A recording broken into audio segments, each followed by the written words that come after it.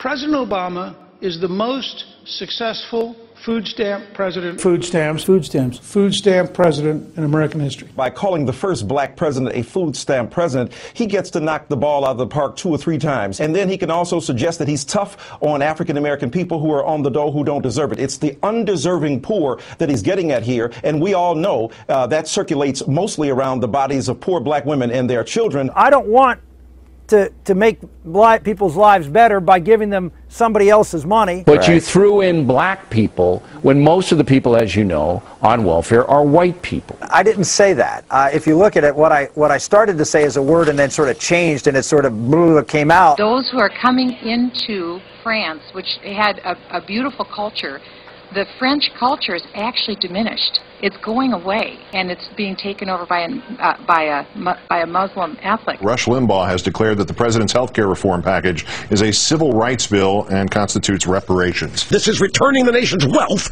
to its quote-unquote rightful owners.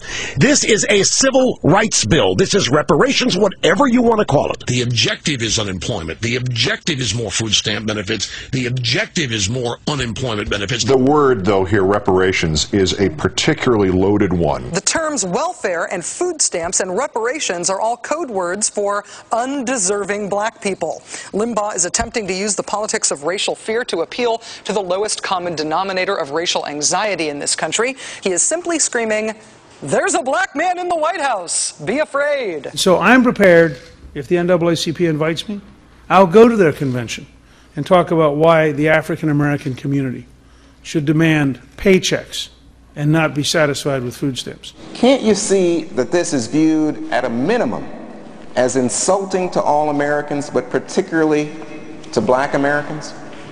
No, I don't see that. Republican Virgil Peck of Tyro, Kansas, wondered aloud if shooting hogs from the sky was so effective, perhaps it would be equally effective to control illegal immigration. Looks like to me if shooting these immigrating feral hogs works, maybe we have found a problem to our illegal immigration problem. This president, I think, has exposed himself as a guy over and over and over again who has a deep-seated hatred for white people or the white culture. Barack Obama's presidency is graffiti on the walls of American history. We have a juvenile delinquent for a president. To prepare for this interview, I was quite surprised to see you use the word Aborigines talking about African Americans. I've already talked publicly about that. I taught school for 20 years, and I saw a lot of people of color who didn't want to work as hard. They wanted it given to them. They will hold the president responsible. Now, I don't want to even have to be associated with him. It's like